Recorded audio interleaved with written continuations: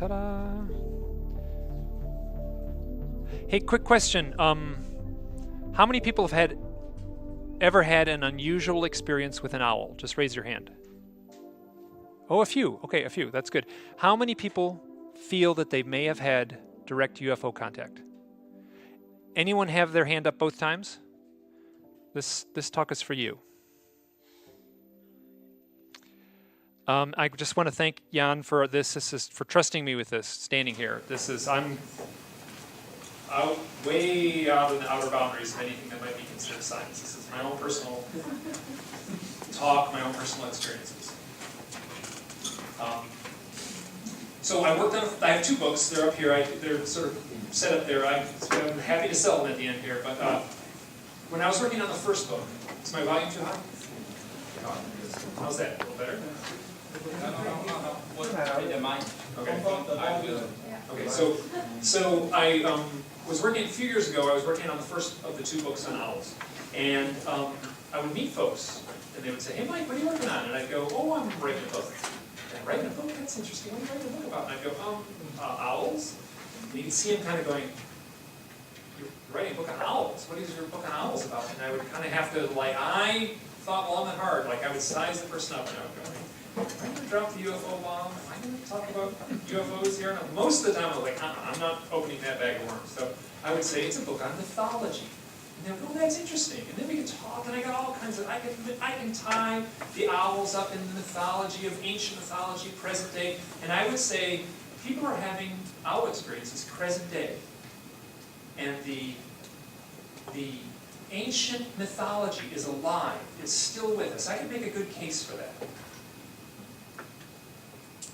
That throughout human history, people have been having powerful owl experiences, and these have been the seeds of our present-day mythology. Now, mythology has 2 definitions. You look up in the dictionary, the first definition of mythology is false. Right? Mythology is equated to something that's fake. It's equated to a fairy tale. The other definition, the definition that I like, is that myth is something vital. It is something alive, and it's a reflection of a deeper truth. And I much prefer this second definition. Throughout the book writing process, this is Joseph Campbell. He has been my sort of North Star as I try. I read a lot of Joseph Campbell's work before I tried to unpack this owl history.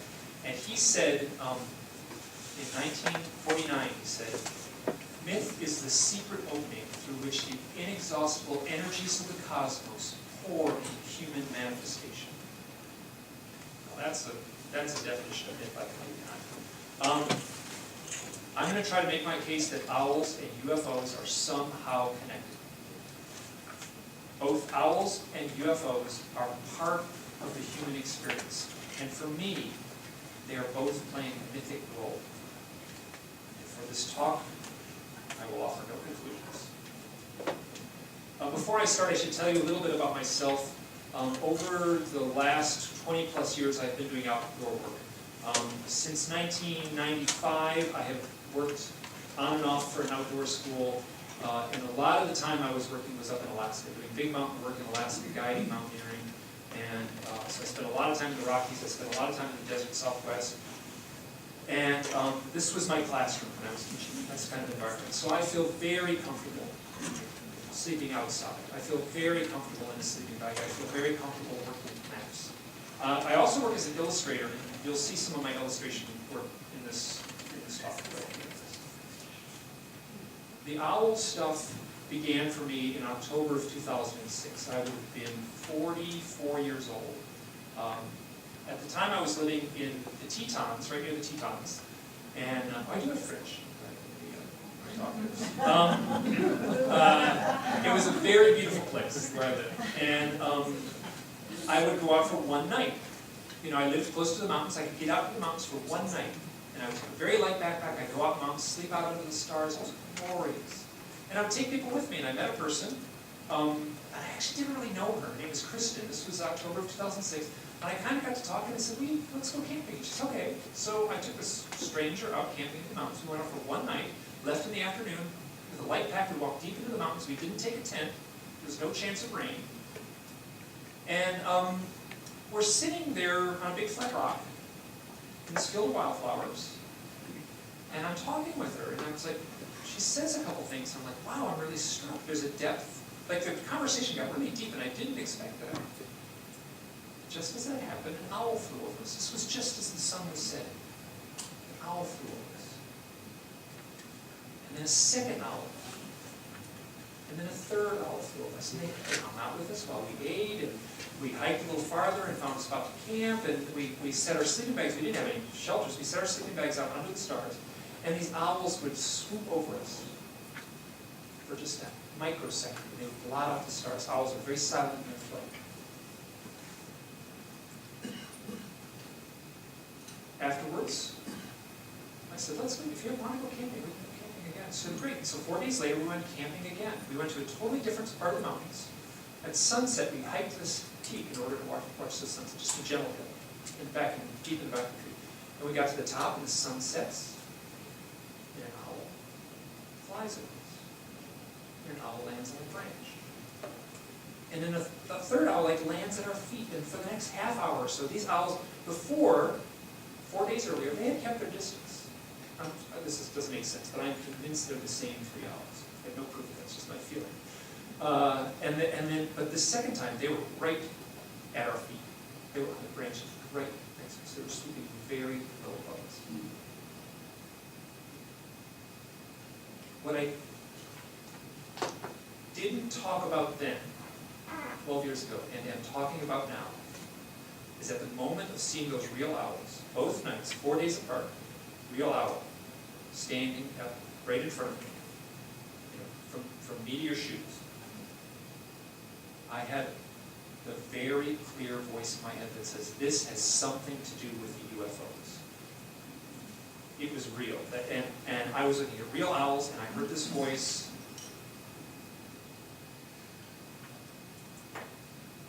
3 years later, I contacted Kristen, because there was one detail in the story that was bugging me, and it was, what were we talking about the night we saw the owls for the very first time?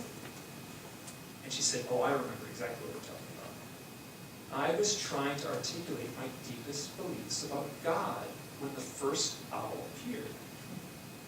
So this took this already magical experience, and this one detail sort of pushed it into the transcendent. And I went a little crazy. Like, I spent the next bunch of years sort of teetering in this. I was experiencing a lot of synchronicities, and I got obsessed. And there was things I needed to do. I had events in my youth that I needed to look into. I knew I needed to look into them. 3 events in particular that had haunted me all my life. As a 12-year-old boy in 1974, I looked out a window. I was at a friend's house. We looked out a window. We looked at this thing for about 30 seconds. I can't remember whether it was him or me. He said, hey, look. We watched this thing out the window. And it was rotating at this very eerie way, and it disappeared. Just plink, gone. And we ran downstairs, and I drew it. And this is the drawing I did in 1974. And there was some associated lights. There's those little dots in the frame there that other illustrators. My illustration skills have improved in the last 40 years or so. So, this happened in Northville, Michigan. As a curious aside, Kristen, the woman from the story in the mountains, is from Northville, Michigan. This is a house in my neighborhood, also 1974 autumn. I was at a high school football game. I was walking home from a high school football game. I was with a friend. We got to that spot on the sidewalk. I can vouch for that to the millimeter. Got to that point in the sidewalk, and the sky lit up orange and turned off. It felt like God flipped a light switch. Beautiful, lovely autumn night. Click, orange, click, off. I got home. My friend walked a little far. It was very jarring. Both me and my friend said, what happened? We went through the checklist. Was it lightning? Was it thunder? Was it a plane crash? Was it an explosion? Nothing. It was completely silent. Nothing made sense. Got home and my parents were like, what are you doing out so late? I'm like, it's not out late. It's 9:30. I know it's 9:30. They pointed to the clock. It was 11:30. So somehow there's 2 hours of lost time.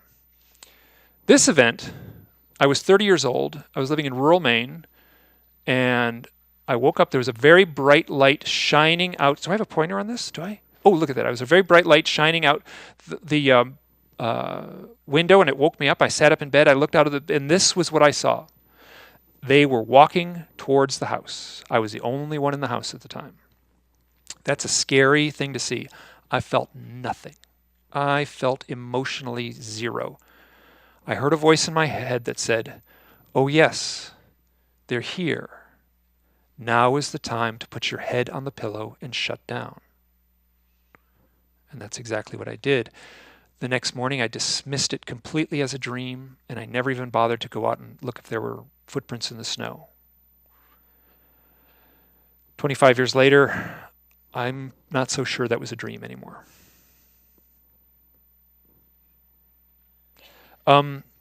These events I just told, those 3 events, and a few more, I've got more, I can't go into them here, were stories that I was trying to come to terms with at the time the owls appeared in the mountains in 2006. And I was at a point at that point where I could no longer deny those experiences, my own personal experiences. I could not deny them. And in the years after, I got so obsessed, and I was hit with so many synchronicities that either involved owls or UFOs. And this was not an easy time for me. And I started looking into my own experiences. In 2009, I started a blog, and the core stuff on the blog that I focused on were synchronicities, UFO contact, and owls, and they were all kind of tied into my own personal experiences. And this was an obsessive, strange thing for me to do, is to be so public with the wrestling with this stuff. And because of this, my owl experiences, and I started talking to people. Once I had the blog, I could contact people, I could reach out to people, I could do podcasts, and I contacted people. And the question I asked everyone is, have you ever had any odd experiences with owls? I wanted the answer. It's my own experience. And it was not 100%, but it was enough that I realized that there was a real pattern here. And since then, I have been collecting, documenting, and archiving these owl stories in combination with UFOs and other highly charged experiences too, beyond UFOs. And what happens now is if you Google the words, I can use the pointer, I think. If you Google owls and UFOs, I am the first thing that comes up. And you scroll down on about the next 20 things that come up too. So if you're anywhere in the world, if you're in Kuala Lumpur and you have an experience with an owl and a UFO, I am 2 mouse clicks away from having my email address, and I am flooded at this point. So people are going to find me. People are telling me their owl stories. In 2013, I wrote this essay. This is about a 40-page essay that I wrote. And I posted it on my site, and it got the title is Owls and the UFO Abductee. And the very first comment I got was from an author who I respect greatly named Nick Redfern, who said, "This has to be a book." And 3 years later, it was a book. By the end of 2015, I published my first book on owls. That is a big, fat book. It's nearly 400 pages. That book was my therapy. The 3 or so years it took to write that book was my therapy. At the end of writing that book, I came out the other side a much calmer person. 2 years later, I published a follow-up book called Stories from the Messengers. And this is actually very interesting. It's very dark. The cover is very gloomy and dark. Some reproductions, you can see the owl a little better. This was what broke my heart in the first book is that I couldn't tell these stories completely. I was trying to make my case that owls and UFOs were connected.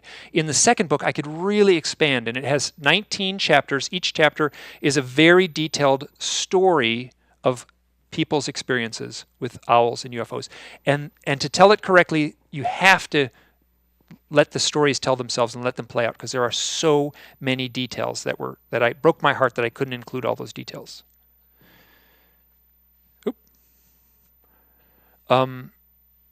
I need to jump back 2 years before the first owl book was published. On March 10th, 2013, I have what I call my confirmation event. It took place in southern Utah in the Canyon Country. Up until that point, I had never really been able to call myself a UFO abductee. That all changed on that night. I was driving home from a UFO conference. I was attending UFO conferences. I had been obsessed with the subject. I was driving home. I was in southern Utah, and I was the lonely roads and out in the desert, and it's March, and it's cold, and no one's out there, and I found this beautiful spot to turn off. And I was like, I don't need a hotel room. I have a sleeping bag in my car. I can just sleep on the side of the road. So I pull out my great big sleeping bag and my great big sleeping pad and my pillow, and I lay down in the sand. It's kind of tucked off. This is from Google Earth Images. I doctored it a little bit to look like it was nighttime. And this arrow will become important. So I found a great spot to sleep there, and I'm lying there, and I love this. I love this. This is part of who I am, is sleeping out under the stars. And at some point in the night, I woke up and looked up on a hillside where that arrow was, and I looked up at this thing and I said, that looks just like a landed flying saucer. And I said to myself, I feel like I'm kind of hot stuff. I got like intuitive skills, right? I go to UFO conferences. I'm a vegetarian. Like, I should know if that was a UFO. So I remember laying there in my sleeping bag, looking up at this thing. And I just looked at it and looked at it and looked at it and looked at it. I felt nothing. Rolled over and went back to sleep. I woke up 2 more times that night. One time, a coyote was howling near my head. Now, I had slept out 1,000 nights in the West. I've heard a lot of coyotes. Never have I heard a coyote this close to my head. I looked around. I couldn't see it. I didn't understand why I couldn't see it. It was so close. I didn't understand why I could not see it. This illustration is actually pretty accurate. This is not a photograph. People said, how did you take that photograph? I'm like, I drew that. I didn't. So I woke up a second time that night, and there was a light behind a bush. And I sat up in my sleeping bag, and I did the thing where I kind of tried to look behind the bush, and the bush was right next to the sleeping bag, and I kind of was like, that's not a car headlight. I was like, that's not a flashlight. And I laid down and went back to sleep. So the next morning I drove home. It was dark when I drove home. I don't remember looking up on the hill when I drove. I may have, but I simply don't remember it. But the first thing I did when I got home is I went to my computer and I started making maps. I'm a very skilled map maker using just online programs. This is Google Maps. And that's where I was sleeping. The yellow push pin is where I was sleeping along Highway 20 in southern Utah. I nailed this. I am absolutely 100% convinced this is the site of that round. I called it a round house. And if there was a round house there, it was big. This is 1.6 miles apart. That's roughly 2 kilometers. If there was a big house up there, there would have been a road. There would have been, and I actually went back and looked at the site.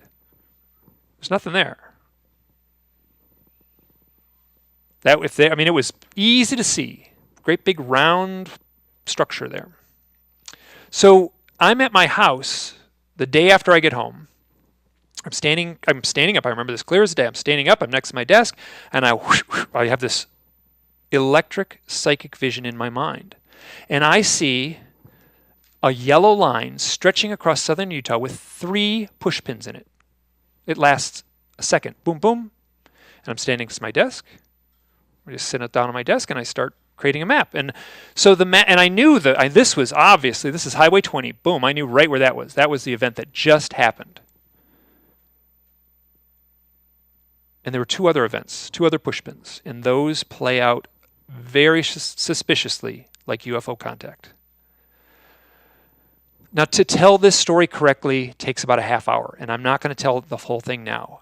This is available. It's the last 40 pages of the book, or 30 pages or so of the book. It's also the last half hour of some online presentations. So if you want, to me, is a very interesting story. It breaks my heart that I can't tell it, but to make my case, I'm going to move on.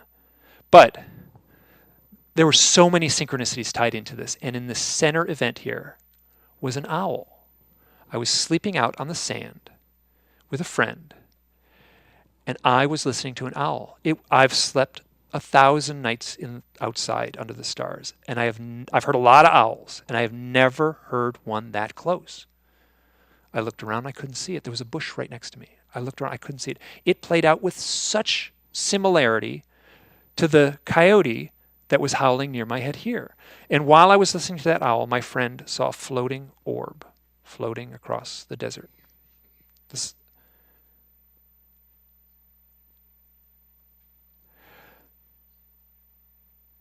These 3 events lined up so precisely on a map. It lined up in a way that felt orchestrated. It lined up in a way that felt like it was staged for me. to wake me up. And it did wake me up.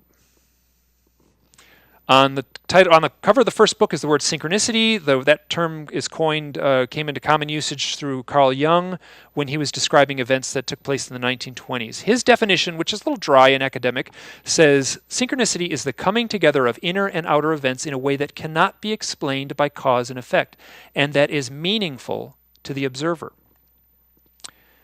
Here's a shorter definition that I like. Synchronicity is a meaningful coincidence. It's meaningful to the person experiencing it. It may not mean much to someone else, but it's meaningful to the person experiencing it. And this next definition feels fine for me. This is how it feels for me. Synchronicity feels like magic. Now, I know there are people in this room that probably are cringing a little bit at that, but that's how it feels. And I know I say magic like this is all twinkly and wonderful, but I will tell you, this was stressful. I was hit with so many synchronicities for a few years. It was stressful. It was not easy. These experiences for a long time were very difficult.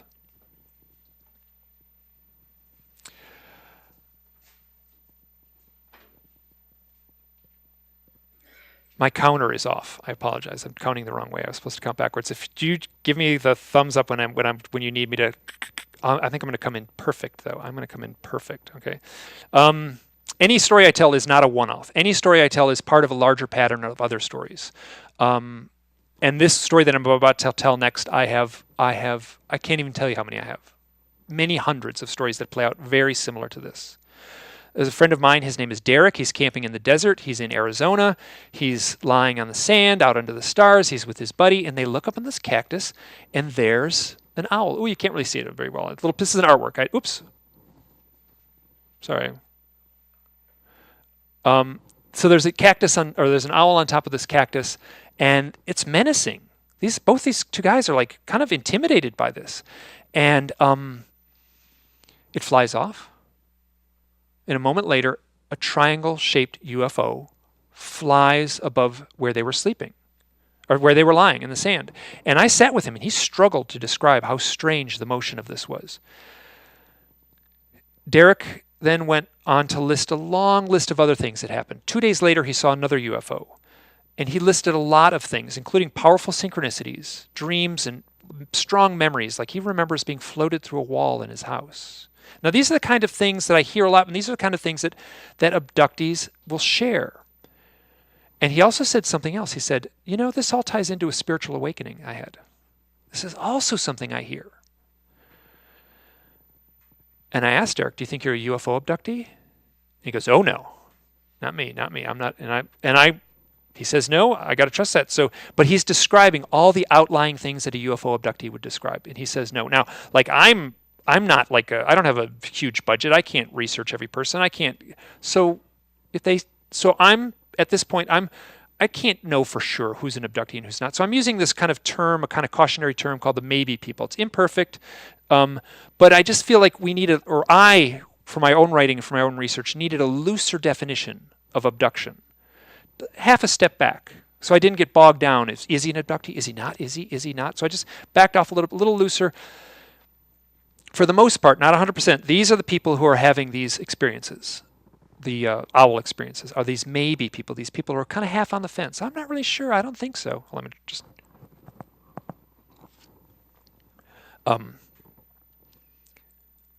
I feel a very strong kinship with these people because these are the person I was. I feel like I've moved on, but they are me in many ways. I feel strongly there is a value to these stories, to these owl stories, and I feel excited and motivated, and it's rewarding to share these stories and to do this research. And all these stories, all of my writing, this is all tied into my own synchronicities. This is my story in a way. These books, though they're about my research, are about my journey. And I'm not trying to prove anything. Like, I've already had my proof. I don't care. Like, I've had my proof. And I'm going to repeat myself again. This has not been easy. It has been extremely difficult. It has been hard. And I have had the direct UFO contact experience. I'm cautious to call it abduction. That's a That's a word that's got a lot of baggage associated with it. But I don't know what it means. I don't know what abduction means. I don't know the source of this mystery. All I can say is there's a genuine mystery at play. I don't know if it's extraterrestrials. I don't know if they come in metal spaceships. I don't know what's happening. All I can say is something is happening.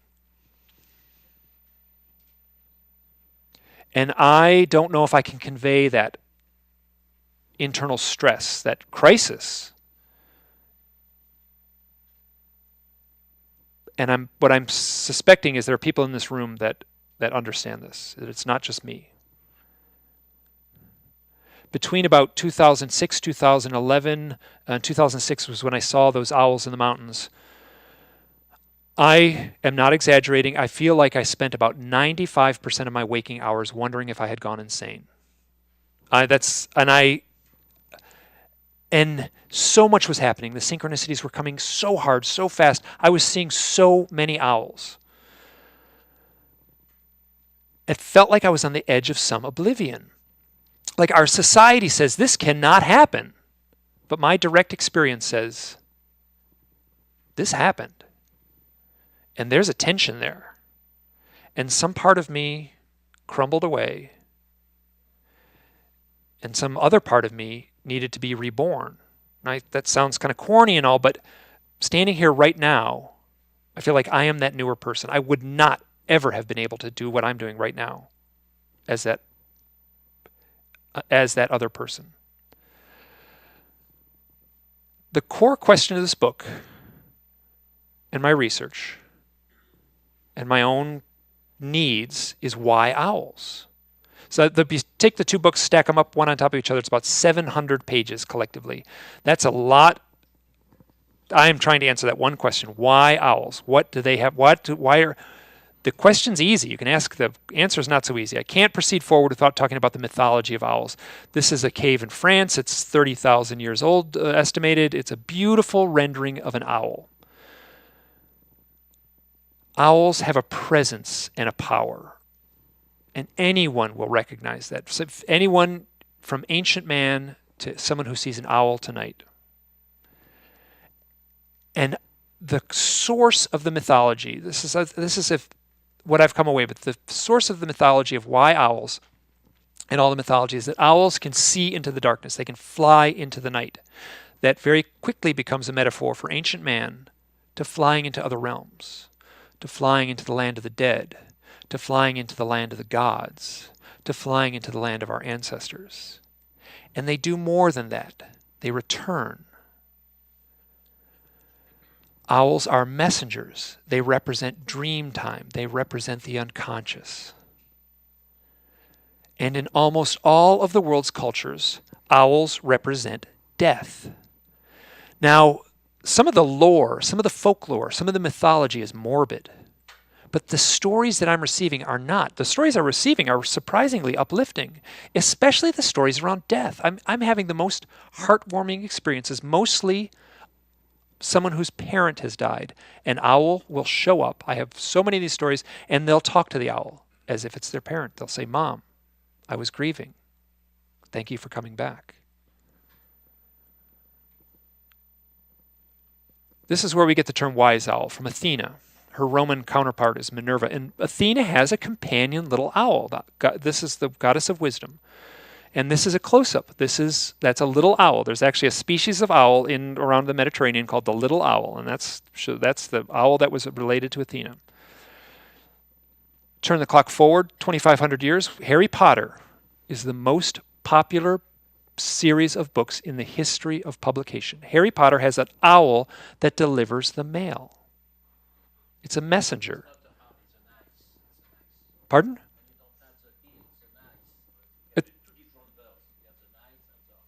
Well, this is in English that's an owl. That's a snowy owl. Okay. Then to the Latin, yeah. So owl delivers the mail. It's perfect. It's a messenger. We have the same mythology is alive now in the core of our popular culture. It is still here. J.K. Rowling has owl right in the middle of her name. Now, don't go start a new religion on this. This is more of an insight into how my mind works rather than, how much credence. But still, that's a little thread. And I like pulling on those little threads. So I was at an abduction support group, right? So you're sitting in a big circle, and it's like an Alcoholics Anonymous meeting. You sit in a circle and you talk about your problems, and about an hour or so, this guy's sitting in the corner real quiet the whole time. And at the end of the talk, at the end of the thing, he's like, just before he kind of raises his hand, he said, has anyone in this room here had any odd experiences with owls? And I am not kidding, this guy almost fell out of his chair when everyone raised their hand, including me. Almost everyone raised their hand, including me. And he tells this story. He says, I was driving down the road at night, and there was an owl on the side of the road, and I pull up to this owl, and I roll my window down, and I look at this owl. This owl's big. It's about 4 feet tall. It's about 1.6 meters tall. And I get a really bad feeling, and I don't like it, and I drive on. Later, he goes out, and he lives near a forest. He's a photographer, so he takes his camera, and he goes out, and he knows there's an owl's nest in the wood. So he's taking pictures of this owl's nest, and he's looking at these real owls, and he says, I don't think that was an owl I saw that night. And he went through hypnotic regression, and the only thing that came up was the owl was wearing boots. Now, this is roughly, this is a 26-inch tall owl. So if someone saw a 26-inch tall owl, I would give it to him, right? It's like, that's about as big as any owl on earth is ever going to get. And if someone said, I saw an owl that was about this big, I'd go, I'll give that one to you. They can probably get that big. It's unlikely, but that's not what people are describing. This is what people are describing. They are describing a 4-foot tall owl. And this is the screen memory that is so much a part of the UFO abduction lore. The implication is that there is some form of psychic projection in the coming from what we assume would be a gray alien. And they are capable of putting a hypnotic vision into the mind of the observer. It's an illusion. And what might be behind it is an alien. And this is what people are. So this, I went to I went to a lonely road near where I lived, and I took the same cardboard owl. I took this cardboard owl, set it in the road, and I got my little Subaru, and I backed it up, and I pushed it forward, and I backed it up, and I'm all alone in the road, and I'm like, this is creepy. This is totally creepy. And I was like, it's a cardboard owl. I was freaked out. It was like, this is really unsettling and eerie. And then what people say, most of the time they say, oh, I saw this 4-foot tall it's not cardboard owl. I saw this 4-foot tall owl on the side of the road, and they're totally blank about it. And I'm like Andrea, my partner here, we have this owl, and sometimes we pull it out and we set it in the living room. And let me tell you, you don't walk through the living room at night, and it's not a pleasant thing. So what this tells me is that there is a powerful form of mind control at play. And I did this very first presentation. I had these same cardboard owls. I pulled them out onto the stage. I showed this slide. And this woman comes up to me after the talk, and she says, my husband, he did this when you pulled that out. He has a story about seeing an owl on the highway, on a lonely road at night, and I never believed him. I never believed him until I saw his emotional reaction. So I sat with him. They're wonderful folks, and he later sent me this picture. And that, to me, doesn't look like an owl. I'm going to put these away and talk a little bit at the same time. So there's this woman. I don't want to share the stage with these things. These are kind of. So there's a woman. Her name is her pen name is Lucretia Hart. She does. She's an experiencer. She's had a lot of experience. She's a wonderful, funny writer, and her website is called At Spiral's End. I would recommend anyone going and digging through that site. She was working at a summer camp for girls when she was 19 years old. She already had come to terms and understood that she was having some sort of contact event, but they always happened at night. So here it is, bright sunny day. She's working at a girls' camp. She's at one building, and she's got to walk to another building, and kind of walk through a path, and it goes through the woods a little bit. And so she's walking on this path. She can hear girls like playing in the background. They're like, and she turns this corner, and there's a gray alien standing next to the path. And she looks at it, and it looks at her, and she looks at it, and this, she says that if she could sense it was like, oops, I'm busted. And she hears this sort of psychic reverberation in her mind. And she hears this kind of echoing owl, owl, owl, owl, owl. And she watches this gray alien morph into an owl, turn around and run into the woods. I have that story in one form or another a few times. So there's screen memories. Top of the list, owls and deer. After that, there's a whole bunch of other things. Raccoons, clowns, dead relatives show up a lot. Jesus actually shows up sometimes. And the screen memory thing is important, but I'm trying to move past that in my research and look at the other things. So if you talk to a researcher, an abduction researcher, and you say, so you got any stories about owls? They'll go, oh yeah, I got a lot of stories about owls. Files and files. And they'll describe exactly what I'm talking about here. 4-foot tall owls on the side of the road, owls showing up in bedrooms. You ask an abductee, do you have any odd stories with owls? They'll go, no one's ever asked me that. And they will tell you the weirdest stuff. And they're describing real owls. For the most part, they're describing real owls. So this is where I'm at right now. So the question again, why owls? You ask the UFO abduction researcher, they say it's the screen memory. The owls look sort of like the gray alien. They have those big black eyes. That's why owls are showing up in UFO reports. That has turned into sort of a dogma. It gets repeated so often that I'm at the point now where I kind of question that, and I don't have a good answer. But the core of my research is people seeing real owls in the presence of a UFO or around the time of a contact experience. And people will ask me, Mike, what's your proof that this is real? And I'm like, you want some proof? Come and look at my email inbox. Like, that's proof. Like, that's proof for me anyway. I am flooded with these things. So I'm going to tell just a handful of the stories that'll give you the flavor of some of the things that's happening. So this is Suzanne Chancellor and her partner Jack. Suzanne was the editor on the second book, the stories book, and they are both experiencers. They live in Rhode Island, and every night, pretty much every night, most nights of the week, they were going to bed, and they were hearing a noise outside their window. And Jack said, that's a baby raccoon.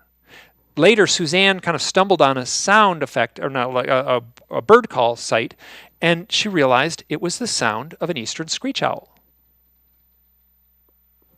Do we have it? Oh, wait, there's supposed to be sound effects here. No, don't worry, don't you dare worry about this. So the eastern screech owl makes a funny whinnying noise, like a tiny horse. It almost sounds like. So they're hearing this sound every night, and she's like, well, I got to record this for Mike. It's for me. So she takes her phone, she turns it on record, and she walks off into the backyard, and she walks up to the tree, and this call is coming from the tree, and she puts the phone up to the tree. And there's this poof, orange orb in the middle of the tree. And then it poof, goes out, and the owl stops. There's no call. She's like, did I really hear an owl? There's like an orange floating orb of UFO, all of about this big, in the tree. And she has that happens. So this is, I've gotten this story a lot. People hearing an owl, and there's an owl in the bush over there. And then they look at the bush, and there's an orange orb in the bush. I'm at a loss. So this is a second story. This took place at a lake house in Maine in 2014. There was a small UFO conference in Portland, Maine, and everyone at the conference, not everyone, but most of the attendees and the speakers then went up to a lake house and kind of had the weekend to hang out. Amazing, powerful experience. There is a little bird, or there's actually quite a big bird in that tree that's in an island out in the lake, and that was taken by Suzanne, and she says that was an owl. And I had done a presentation very similar to this presentation about owls at that talk. And so there was this buzz about owls, like everything was an owl. Oh, they found a feather, it's an owl feather, and it wasn't an owl feather, but everything was like owls, owls, owls. So later that night, they sat by the lake, and a bunch of people kind of went through a manifestation ritual. And I said, I feel it. We're going to see a UFO right there. It was mostly women. It was actually sort of a funny scene because they were kind of trying to outdo each other. Like, oh, I've got a manifestation ritual. And then they'd say, let's surround ourselves in white glowing light. Like, oh, no, let's talk a mantra. And then the next person. It was actually really funny. But a bright white light appeared exactly where they were pointing. That was about 1 a.m. And everyone was like, yeah, we did it. And then they all went back up to the lake house. 2 people stayed behind. Pam and Carol stayed behind. They stayed down, and it's hard to see here, but there was kind of a little grassy area there, and they hung out at the lake. And this was like a cold night. This is autumn, and it's like hanging up at the lake was kind of chilly and bone chilling. And they're talking, and it was about 1 o'clock when everyone went back up, and they're talking, and they look at their watch, and it's 4 in the morning, and they both look at each other and said, "That did not just happen. We did not just lose 3 hours." 5 minutes left? Okay. Okay. So that did not just happen. And they went back up to their tent. And people were tenting in this yard. So they went back up, and Pam and Carol got into their tent, and Carol whispered to Pam, she said, "Let's ask the owl for a sign if we were, in fact, really visited. Let's ask the owl to hoot for us." Immediately, there's an owl hooting, not far off, but close. Seconds later, it's louder, it's back, it's right near them, loud. Then there's a third time, it is really loud, it's right above their tent, and branches are crashing down on their tent. Jack and Suzanne are in the next tent over. And Jack and Suzanne are both experiencers. And Jack earlier that day had kind of taken me aside and said, "Ugh, I feel like my dad. I hear my dad's voice coming out of my mouth. I feel like I'm turning into my dad." Sticks crash down on Jack's tent. Hears a loud owl hooting. He checks his phone. It's 4:20. His dad had recently died on April 20th. So we have one tent with experiencers. They have the direct experience of asking a question about UFO contact and getting an answer. The owls answered. The tent next to him, Jack looks at his phone. He has the direct confirmation for him that this owl has something to do with death. 2 tents side by side, both separate mythic lore of the owl. One's a modern lore, one's an ancient lore. Now all 3 of them, Jack, Pam, and Carol, are all Reiki healers. Don't ask me what this means. I get this so often that it boggles my mind.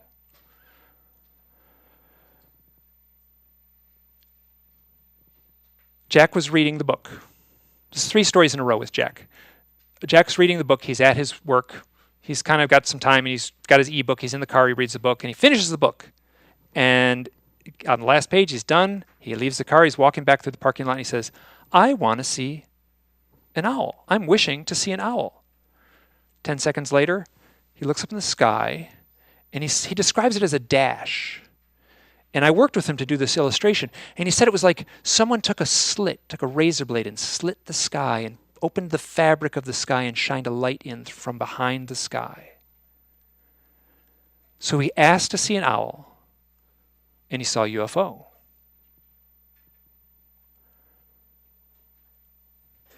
So how much time do I have? How much can I stretch this? How can I give a little? Okay. Let me jump ahead.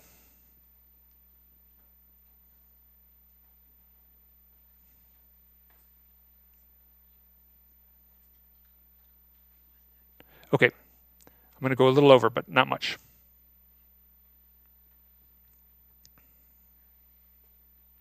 The question, why owls?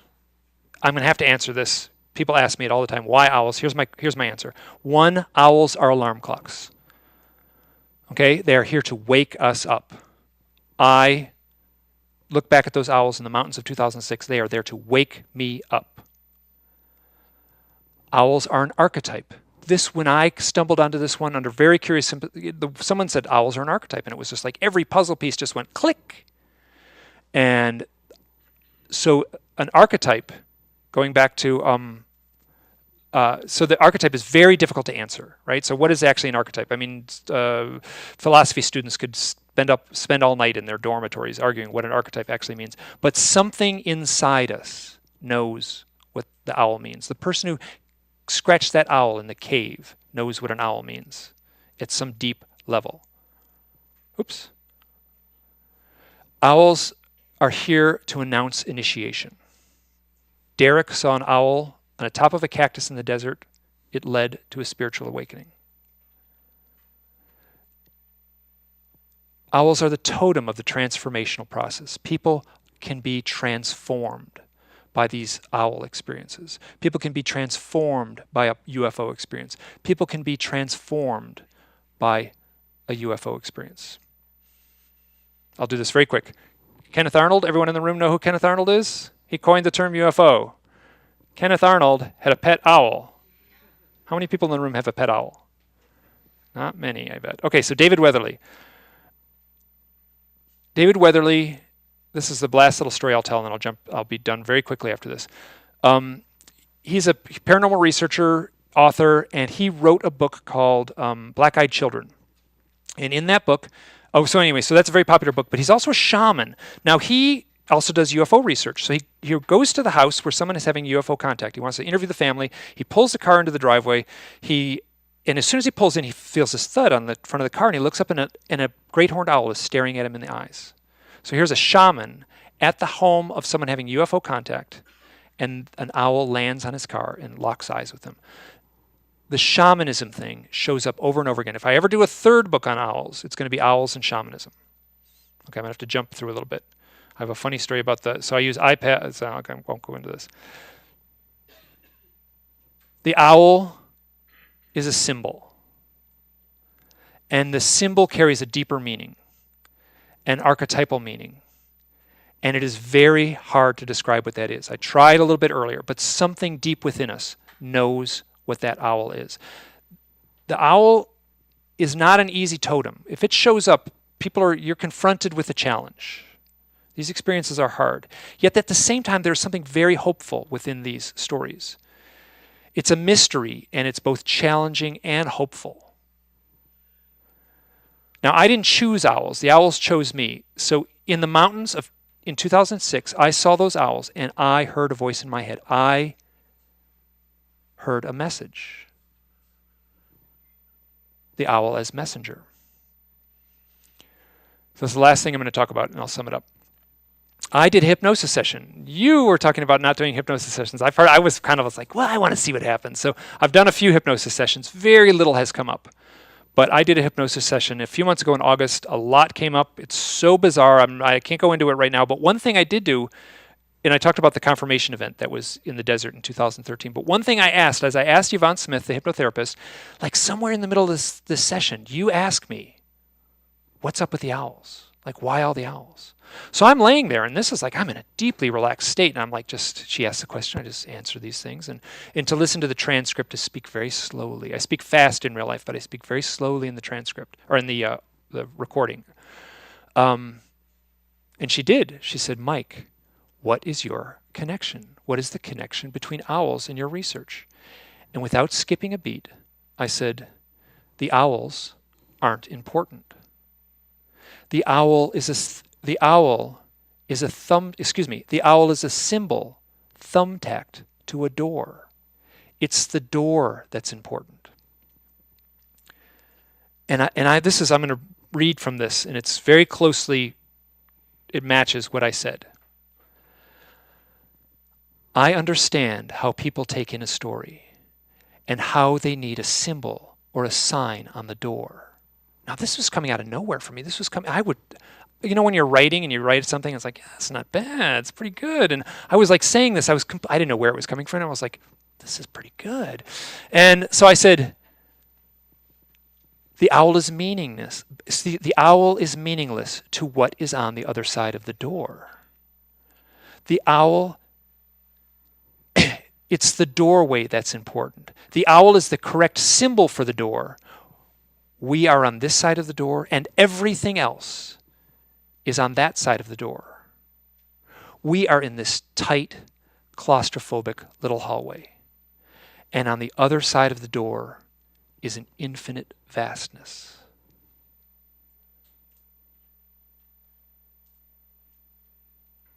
How much time do I have? 30 seconds, okay. I'm going to tell, woman contacts me. She's now a grandmother, happy grandmother. She said she was going to commit suicide when she was a teenager. She had a spot picked out. She was going to drive to a spot. She was going to turn off to the side of the road. She had a spot in the woods picked out. In the car, she had a pillow so she could lie down, and she had a hose to come from the tailpipe into the cab of the car. She's getting ready to turn into the spot where she's going to die. And an owl flies up to the windshield. They lock eyes for a moment, and the owl flies off. She took it totally as a sign, and she came home. She's still alive. She's still with us. Mythologies arose out of the owl's ability to see into the night. The ancient stories were of gods and monsters, each with a lesson for our forefathers. Now, I've come to see the modern UFO account as a newer version of this outdated folklore.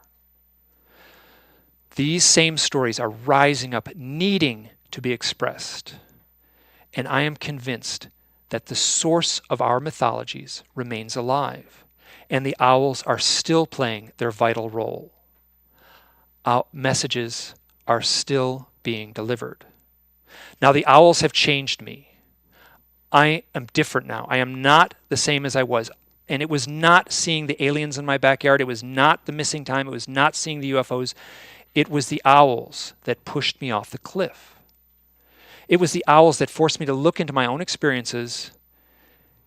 The owls were an echoing alarm clock telling me to wake up. If the owls are messengers, the challenge is, do I have the bravery not only to hear that message, but to truly live it? Thank you.